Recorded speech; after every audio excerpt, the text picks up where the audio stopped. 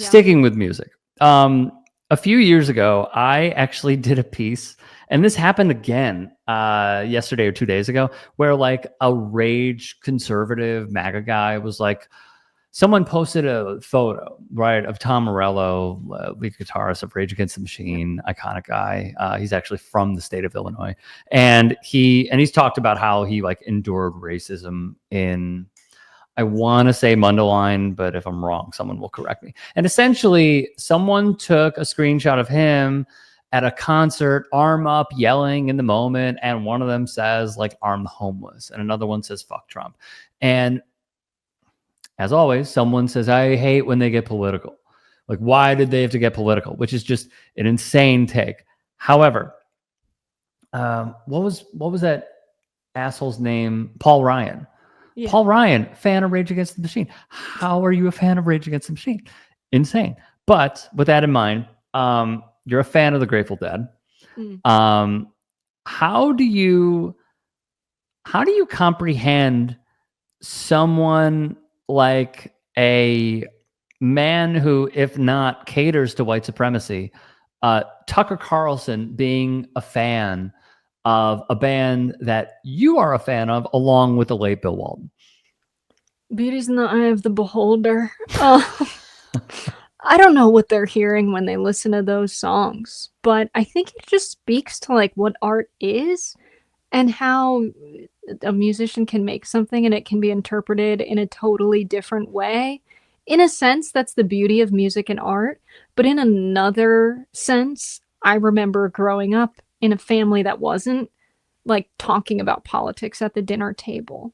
And though my dad, his grandfather, understood politics deeply and talked to him about it, my dad was always working. He wasn't around to talk to me about it. So I learned about it from my mother, who didn't go to college, who, you know, grew up in a pretty poor family. And her idea was handouts are bad. Immigrants are probably taking our jobs. And that's why the economy is not so good for us. And we don't have opportunities. And as I went to grad school and very clearly realized that the systems are made to keep us down, it's by design. It's not an accident. They're not looking for solutions. It's on purpose. And talking to my mom about that, she realized it pretty quick. But even me, like someone who talks about this every day, used to be the type of person like, oh no, there should be no handouts. People need to pull themselves up by their bootstraps. So I liked the Grateful Dead then too. And I liked Rage Against the Machine before I apply it to American politics. Now I have a deeper appreciation for it. So I can kind of get it. There's like a weird blindness that growing up in a society driven by propaganda gives you. But then it's like, okay, Paul Ryan and Tucker Carlson are not like ignorant high schoolers from a working class American family who have only been subject to propaganda with no opportunity to question it. Like, these people should know. And you almost wonder if it's performative, if it's in service to their followers so they don't question things. That's a pretty interesting take. Could be. It very well could be. It just doesn't align that someone like Paul Ryan would love Rage Against the Machine when they hate his guts. And they're literally talking about people like him who uphold oppressive systems. Like, and just another thing, and like, I'll even go full screen here for a second. Like, I obviously have huge influence here. I've learned about Palestine through a lot of people. Reversing it. Formerly Mos Def, Yasin Bey, rapped about it all the time. Huge influence right there. I mean, there he is again. Actually, Black on Both Sides, amazing album. Best samples ever that didn't get cleared. Fuck Tommy Boy Records. And then Diggable Planets, I learned about Marxism. And then obviously A Tribe Called Quest, talking about also oppressive systems as well. So as I'm like thinking about this, right? Like,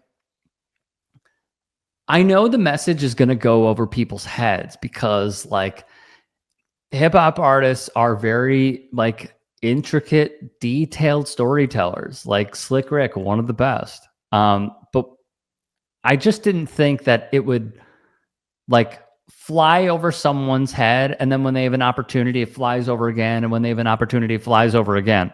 So like if I were to hear like, you know, JD Vance, huge Yasin Bey guy, like I would I would suddenly be like, huh? Like, why would you support this person? But I still go back to like, yeah, I guess like maybe Tucker Carlson could be like a mushroom guy and he like likes listening to the Grateful Dead every once in a while, but it still just doesn't make sense. And I'm Mhm. not trying to be simplistic, but it just I don't understand how someone like that, who is one of the worst people that I have seen come across mass media, be such a fan of something that runs counter to him. Yeah. It's interesting. Like I always say, the working class contains hypocrisy within themselves. There's a lot of cognitive dissonance. Um, and like maybe it's true that there's cognitive dissonance in Tucker Carlson too, and he spends a lot of sleepless nights trying to sort it out. We don't really know. He could be the type of guy that's a totally chill, cool guy and realized I live in this world that's completely messed up, so I'm going to play this role, be this character, and make a bunch of money because these are the cards I've been dealt. Hmm. We don't know. Um, I have a hard time thinking like that because I can't personally do that, but maybe there's people that can. It sounds sociopathic. It does. Maybe he is one, Rick. It does sound sociopathic because he is sociopathic. Yeah, I think that might be our answer. Yeah, that might be our answer. Do you think he's gearing up for a run for the president? Oh man, yeah, I actually do. I've heard this theory from a few different people, and yeah, if there's any political environment where a commentator could become president, for sure. Look what Hegseth's doing. I mean, Mm. yeah, he has such a huge audience, and if he is a sociopath, he probably really likes fame and really likes attention and really likes power. So it makes sense as a next step. But do you think he's running? Like already? No, like, even with those odds, like, and I could put him back up, but like, Yeah. do you think that he could, let me Break see. through. Yeah. Do you think that he could break through? Do you think that he could beat JD Vance to even represent the Republicans? I think he could be ahead of JD Vance within 1 week of running. Totally. He just has to make videos every single day and get in front of people. And just do his Absolutely. stupid laugh at Vance. Yep. Be like, these guys are ridiculous. We need a change from the elites. We need someone who sees through the system, not people who come from it. Easy. It's easy messaging. True. And I think something that could unfortunately work for him, because he is a terrible person, he has Yeah. one good stance, and it's Gaza. And that could resonate with a lot of people, because what we're seeing with the United States helping arm them is deeply unpopular. So, like, all the stuff that he's talking about, he could go ahead of Vance in many different ways, actually. Yeah. It could be super easy for them to win. I also don't know, with like the amount of people that he may have pissed off, would they support him? Or would they just try and pull like a Dems 2020 and throw their support behind whoever the establishment guy is? I could see that. I could, but who? I don't even know who that would be right now. Rubio? Vance. Oh, Oh, Rubio, yeah, but Rubio doesn't stand a chance. yeah. Vance. I could see maybe the establishment getting behind Vance. Mm-hmm. Um, Especially if the tech elites start paying Mitch McConnell and various people, just key players. It wouldn't take much. So yeah. Also, what does he need money for? He's so old. Why Who? is Mitch McConnell? Oh, I don't understand. That's the other thing. Why is Nancy? What is Nancy Pelosi in it for? I Go don't retire know. on an island. And so that's why I think it's not just about money. It's also a little bit of sociopathy. Because why do you want power? Why do you want influence? Dianne Mm-hmm. Feinstein was dunking on environmental children protesters. Why? Why did she need to assert herself to children? I don't Mm. get it. It's definitely a level of sociopathy. And so I think yeah, someone like Tucker maybe can play the game better than these guys. I think he could beat them out in a primary. JD Vance isn't that good of a communicator. Walz was a True. bad debater. We haven't seen JD Vance against a good one.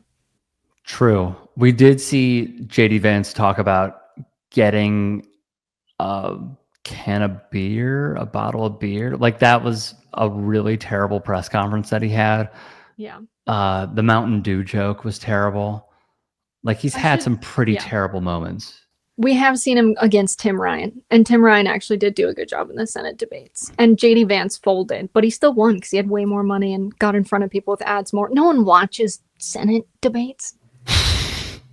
True, true. Before we sign off, do you have like a optimistic message at all? Are you optimistic? I am optimistic. Okay, so I'm going to share. This is not from me, but Okay. I heard it and I've thought it was great when I heard it, and I still think it's great. And I think it's true as someone who studied like political history and stuff. But John Green, who just wrote a book about tuberculosis, has been on a book tour for a while. John is a personal friend, but even if he wasn't, I would think this was a good thing to say. But he said we actually live in super precedented times. You'll hear people say that the times right now are unprecedented. We haven't had anything like this happen before, but we have. We've been through fighting for civil rights in this country. We've been through fighting Jim Crow. We've been through fighting slavery. We've been in situations where literally women didn't have the right to vote and they were denied that right, and we got past it. We've been through fighting communism and going around the world and doing that, and people protesting the Vietnam War. So the idea that we haven't been in a moment where our government was an extreme right-wing government and people had to fight for their rights, like we've done that. And the difference between them winning and establishing real authoritarian fascism in every aspect of American life and us continuing to have a democracy has been people's willingness to stand up and fight. And that's what we have to do now. That's what we've done. That's how we've gotten through it. And we'll get through it again. And I think personally, I would like to add we got through a lot of those tough moments through the organizing of Black revolutionary leaders. And I think if we are to succeed, we need to take some notes. And I think there's been people in the progressive movement that maybe feel a sense of white supremacy that they're not totally cognizant of. And that's why they haven't said, oh, well, who successfully fought for rights and freedoms in America before? It's actually Black Americans. So we have something to learn from them. The only people that have ever successfully fought the US governments for their rights and economic freedoms and won.